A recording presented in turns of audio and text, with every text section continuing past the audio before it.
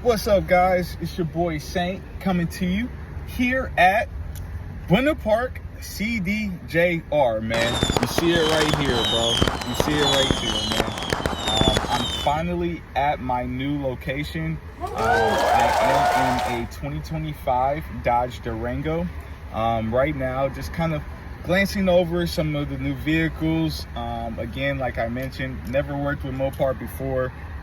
But I have been in the car industry for forever. I love my cars. I know my cars. So very, very excited to see what the next step and what the future holds for me here at this dealership, man. Again, this is the second cut of this video. So just kind of going along the process, trying to get familiarized with the dealership, with, you know, the people, different things like that. So I really appreciate all the likes, all the subs, all the comments that's been coming in. Again, it hasn't been the best year for car sales, but again, it's been, you know, a smooth transition coming over from GM to Mopar and switching from Chevy to CDJR. So that's Chrysler, Dodge, Jeep, and Ram. Which is all a part of the Stellantis brand. You also could put Fiat in there, Alfa Romeo, and I think I'm missing one more. So depending on what you're looking for, you know, Stellantis or Mopar, CDJR, all the same thing. They definitely have something for you. I would say with the Chrysler brand right now, they only have basically brand new vehicles would be Pacifica, the vans. But at the same time, if you are looking for, you know, a Charger or a Chrysler 300 or something like that, you can still find them out there. They'll just have to be pre-owned, you know, unfortunately, unless you can find some crazy. It'll probably still be pre-owned, transferring the owner, but some people just collect cars and they wait till the market gets just right to resell. So you could find some vehicles out there, you know, with very low mileage, like a Chrysler 300 or a, I don't know, whatever you're looking for, that may not be available. So, yeah, man, I am in this Dodge Durango 2025. Got the blue face on me today. Looks really nice. This Durango, of course, like all, has the 3-row seats. Okay. This one doesn't have the sunroof or a panoramic sunroof, as you can see up there. You do have some climate control options right there, and we'll go over that when we take a little bit of a deeper dive back into the secondary and third rows. But again, this is the 2025 Dodge Durango. Just to step out, this one is kind of blocked in, so I don't really have too much going on, but this is the gray color. Very nice car, SUV. Let's check out the sticker on it, see what the color is. This one is the blacktop edition, and it's a rear wheel drive. So this is called the Vapor Gray paint. So it kind of has like this little bit of a metallic flake in here when it's dirt, or when it's clean, not dirty. But it's a very nice color. I really like it. Got the nice Dodge emblems right there. Got the smoked out wheels as well. Keyless entry, different things like that. Got your gas cap, push to open, very simple. And then this one, again, this one's a GT, so nothing too crazy like the Scats or the 392 Hemis, things like that. This is just the GT. The GT is a 6-cylinder. You do have RTs as well. You know, with the 8s and, you know, so on and so forth. But again, this is your 3-row seating competitor with, I guess, the Traverse with Chevy. You have the the Hyundai Palisade.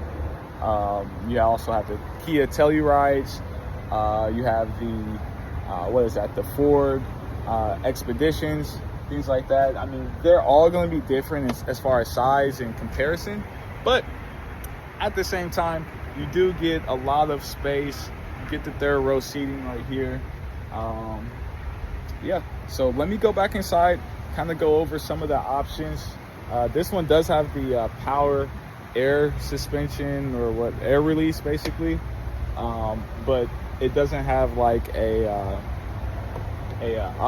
automatic tailgate release or closure. So close that back. It kind of does like some type of self-closing mechanism. I'll kind of see if I can re-show that as it goes up, which is kind of nice. I've never really seen that before, but so as I close it, it kind of just closes and locks by itself. So very, very nice. Very, very nice fascia, nice rear end on that one. And I'll see you when we get in. All right, guys, so we are inside now. This is, again, the GT edition. It does come with cloth interior. So if you're not too in between or anything like that, as far as the interior options, it's a nice little design though. However, I do like it's not just like a basic cloth. It actually gives you like a little bit of a design. They are really soft seats as well too. But yeah, you know how I like to do it, man. Let's go from left to right on the inside of the cabins here, and let's see what we got. So you do have the regular controls. You have your mirror controls left and right, automatic windows on the front, which is nice. Sometimes you only have it right there on the driver's side. Your window locks, rear windows, and then lock and unlock. Very simple.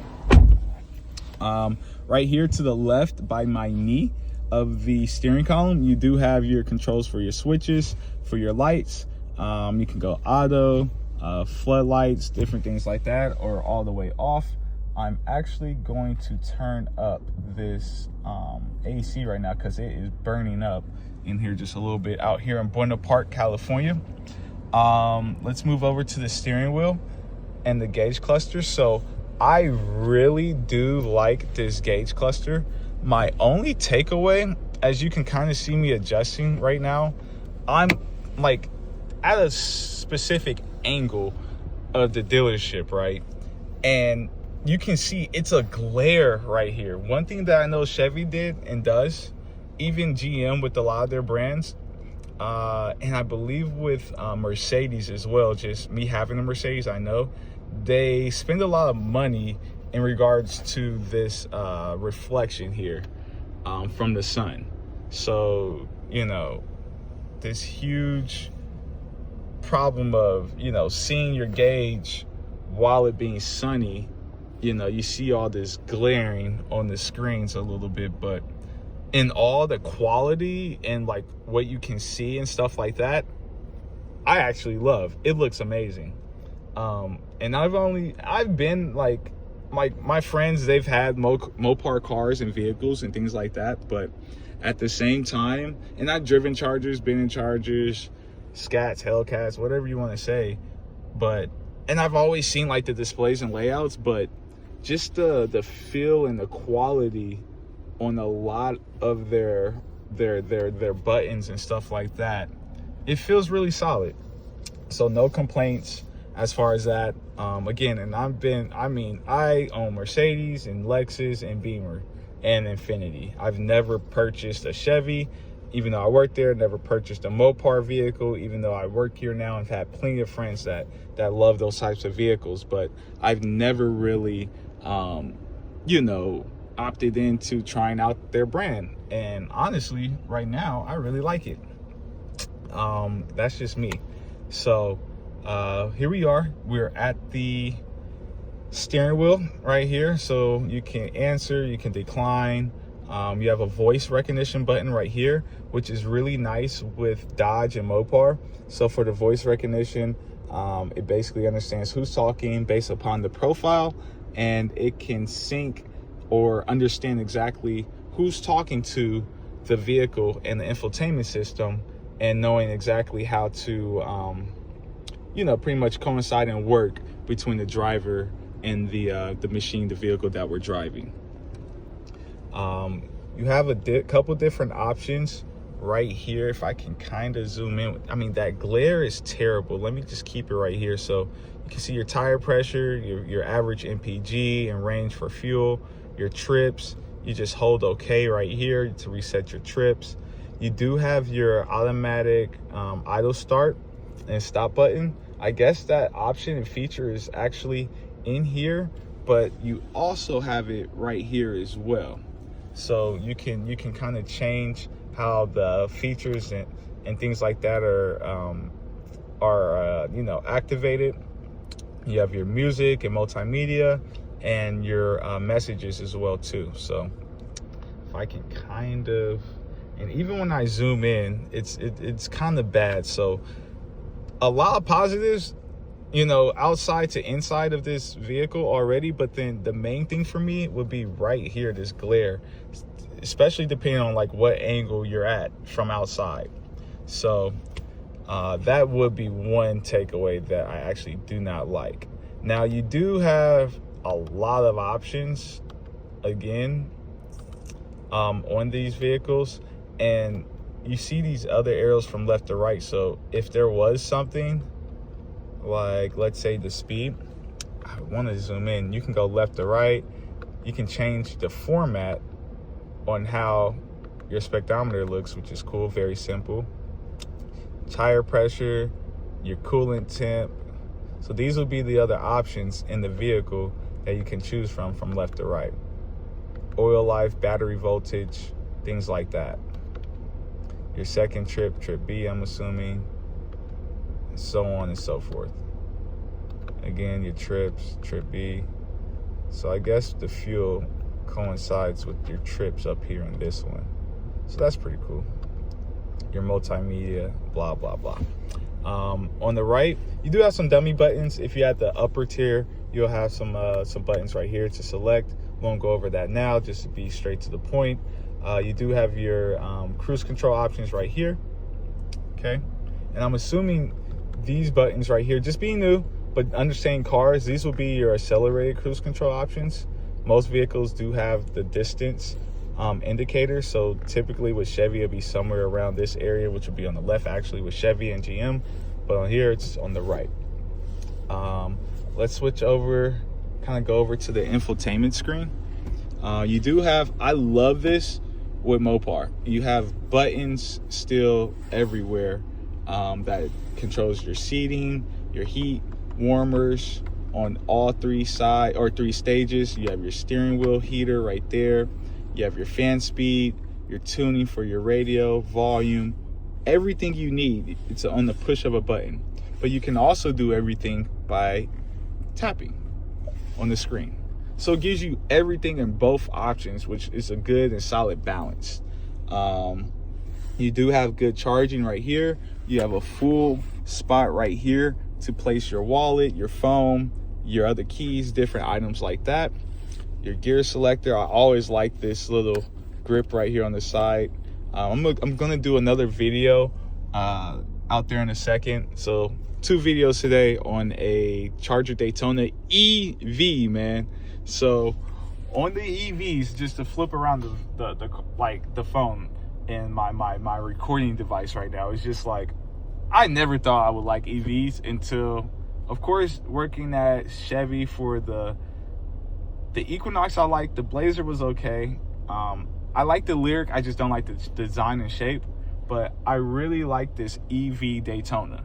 So we're gonna go over there, we're gonna make a video of that. Stay tuned. Like, comment, subscribe. Let me know what you think about this Durango GT, and then we're gonna go over to the Daytona RT, okay? And that's an EV as well. So just to come back over here, again, you have everything like your emergency hazard lights, your idle stop on or off, your sport modes, eco mode, parking sensors, traction control, and plenty of USB and USB-C charging ports and stuff like that right there too. With Durango and Mopar, you do have something called Uconnect. It's at Uconnect 5 now. This Uconnect thing, I think, has been going on since like 2012, 2013. And that basically manages everything that's in your vehicle, the driver profile, stuff like that. Let's see. If I go home, let me go to my apps. So let's go to all. There we go. Now I'm seeing some stuff. Okay, so you have your AM, audio, auxiliary cable. You can still plug in devices and things like that. Device manager will see exactly what Bluetooth devices are actually connected to the vehicle. Sirius XM, USB 1 port, USB 2 ports, and if it was C's 1 and 2, it'd be either or. Your comfort, of course, will be for the heated passengers, and again, everything's right here, but you can also touch on it. Your wheel, you can favorite something right there, and you can add it to your favorite screen, and I'm assuming your favorite screen will show up right here, so you can add everything that you need as far as your quick shortcut items, right? All that will be right here in your favorites. So you can go to all vehicle, you can have controls right here, whatever controls you like to see. Third row seat, head folded, rear view camera. You can see the rear view camera. It looks clear on my screen. It's a little grainy in real life time and in person, but you do have the guided lines as well, which is really nice and cool. And then you also have the parking sensors, which is really nice. So nice big screen. It actually uses up the whole like screen, the whole dimensions of the screen, which is really nice. Not a lot of cameras do that. They'll just use like a little square and cut out, but really like that. You have, navigation as well too in the GT, in this specific model. Vehicle options, again, settings, you have everything, apps, Alexa, all the good stuff. You have your SOS safety call, if you were in a crash.